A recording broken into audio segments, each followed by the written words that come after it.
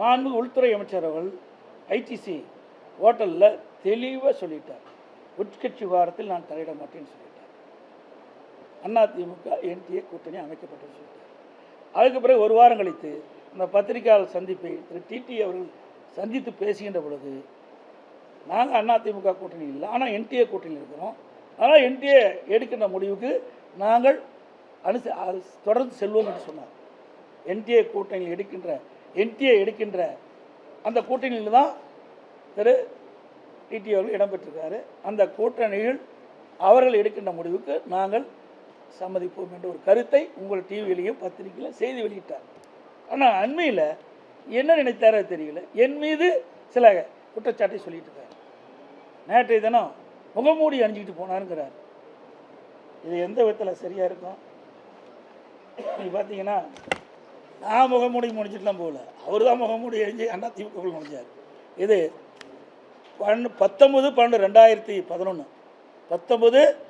19/12/2011 குறிச்சிங்க. 19/12 அப்போது மாண்புமிகு புரட்சித் தலைவர் அம்மா அவர்கள் திரு டிடி தினகரன் அவர்கள் அடிப்படை உறுப்பு நீக்கப்பட்டு விட்டார். இது அம்மாவுடைய கையெழுத்து. உங்களுக்கு வேணால் பார்த்துங்க. 10 ஆண்டு காலம் கட்சியிலே கிடையாது. மாண்பு அம்மா அவர்கள் மறைந்த பிறகு, இறந்த பிறகு, அப்பொழுதுதான் அந்த இறுதிச்சடங்கு வரார். அது வரைக்கும் அம்மா அவர்கள் இருக்கின்ற வரை அவர் சென்னை பக்கமே வரல. அவர் என்னை பற்றி பேசுகிறார். இது தேவையில்லை. அவர் எந்த உள்நோக்கத்தோடு பேசுகிறார் எனக்கு புரியல. ஏன்னா தேசிய தலைவராக இருக்கின்ற ஐயா பசும்பொன் முத்துராமலிங்க தேவர் அவர்களுக்கு பாரத ரத்னா இந்திய நாட்டுடைய உயர்ந்த விருதான பாரத ரத்னா கொடுக்க வேண்டும் என்று அறிவிப்பு கொடுத்த பிறகு தான் இப்படிப்பட்ட கருத்தை சொல்லிட்டு இருக்கார். அதுக்கு முந்தியெல்லாம் இப்படிப்பட்ட கருத்தை சொல்லலை. இது என்ன உள்நோக்கத்தோடு பேசுகிறேன்னு எனக்கு புரியல. அதோட அதிமுகவோட தனி தீர்மானம், இது கிட்டத்தட்ட சிறப்பு தீர்மானம்.